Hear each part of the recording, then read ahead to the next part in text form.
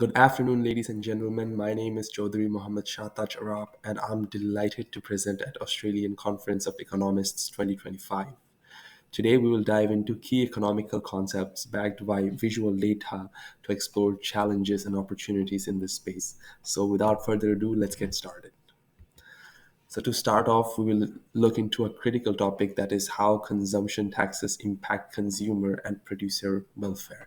So, consumption taxes such as VAT and like sales tax increase the price of the goods, which means consumers now are less willing to buy that product due to the higher prices. This reduces the consumer surplus. So the consumer surplus means the benefit consumers get from paying less than the maximum price they are willing to pay. Producers also face lower demand, which reduces their producer surplus.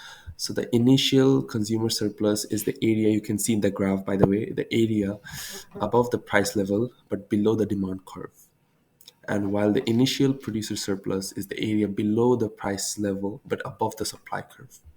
Is also a disadvantage. The disadvantage is deadweight loss, which is lost opportunity. It happens because there are some transactions that no longer happen due to prices being higher and consumers not choosing to buy the products.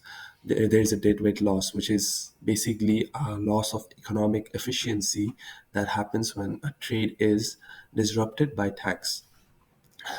In supply and demand diagram, deadweight loss appears as a triangle. You can see as a triangle between the reduced quantity traded and the original equilibrium price point. This triangle represents the value of transactions that would have occurred if the taxes didn't exist. But now, since the taxes exist, these opportunities never happened. These the opportunities never came.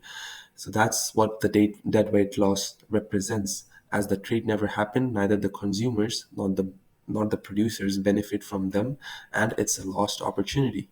Right now, let's move on to a really important topic, which is the impact of tax on imported goods. Now, a tariff on imported goods raises the price of a foreign goods. Therefore, they are more expensive, and as they are more expensive, consumers are less likely to buy them, which means that the domestic producers get the advantage because they have less foreign competition. Now, even though the domestic producers are benefiting, the consumers are missing out because they have higher prices yet lesser options.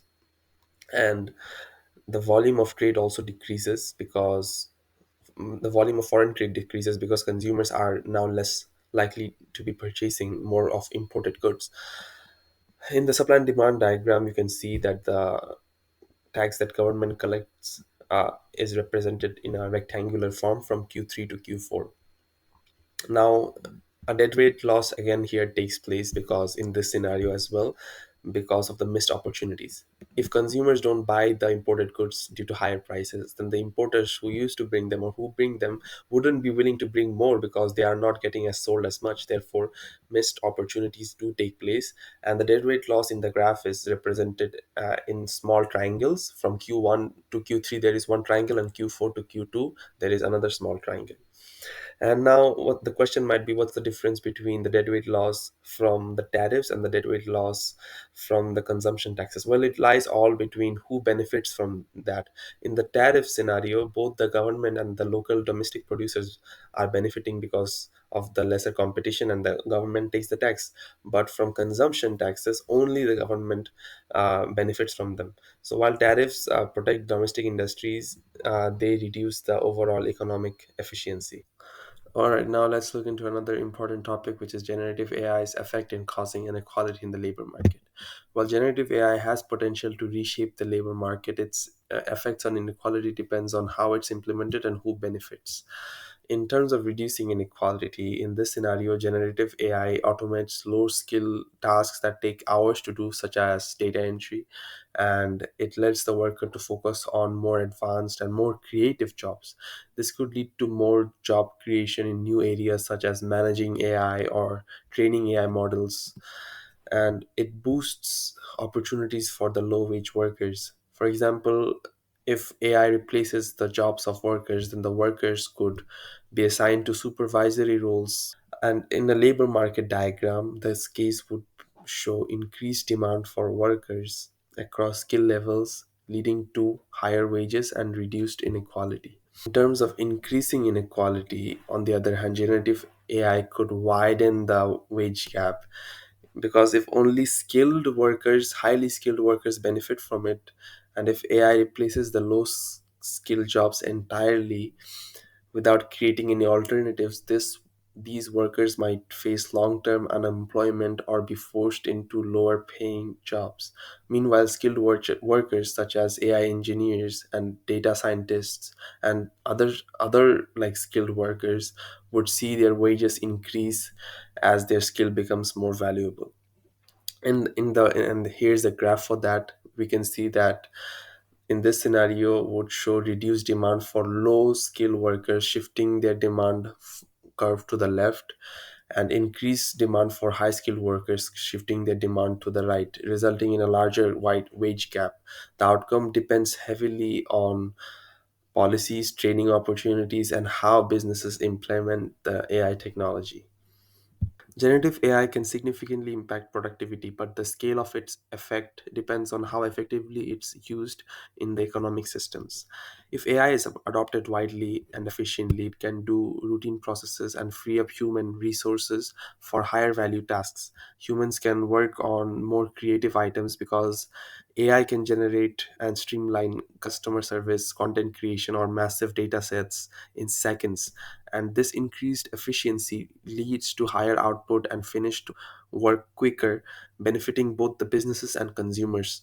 In the aggregate demand and supply diagram, this is represented by an outward shift of aggregate supply curve, indicating that more goods and services can be produced at lower costs.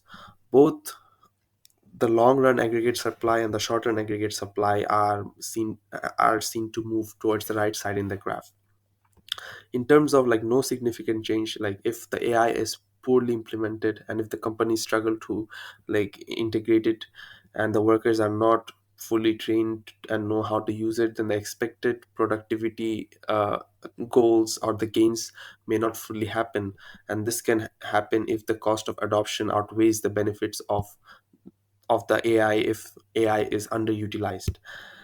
In this scenario, the diagram would show no significant shifts, indicating same productivity and economic output.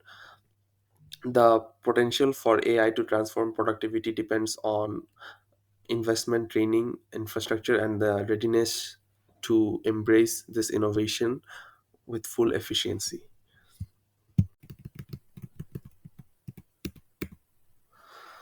Well, the next topic is, why do people choose unhealthy food options knowing that it's bad for them?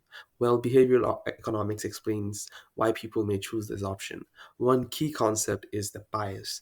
People often choose fast food because it tastes good and it provides instant satisfaction, even though it harms their health in the long run. People may think that one meal doesn't do anything to their body or their health, and they take their health risk as an opportunity cost for the instant dopamine they get from the taste of the food. Another factor may be habits. Once someone gets used to eating fast food, it becomes their default choice, making it harder to switch between the healthier options. And one other option may be loss aversion, which means that people may perceive giving up their food as a loss, giving up their favorite giving up their favorite unhealthy food as a loss. That's why it might be harder for them to change from unhealthy to healthy options. And fast food companies are really smart as they use advertising and promotions, making it really appealing and making it seem like it's healthy, but although it's not. And behavioral economics suggests that making healthy options more accessible and affordable and attractive could help shift customer choices, as decisions are not always rational but influenced by emotions, habits, and other external factors. I personally believe that companies like Healthy Burgers produce healthy yet tasty alternative burgers compared to the high cholesterol burgers in the fast food chains. They deserve to get the attention and continue their business without getting a fat tax from the government. Thank you for your time and attention, everyone. I hope this presentation has provided valuable insight, and I am really grateful for the opportunity to share my work at the ACE.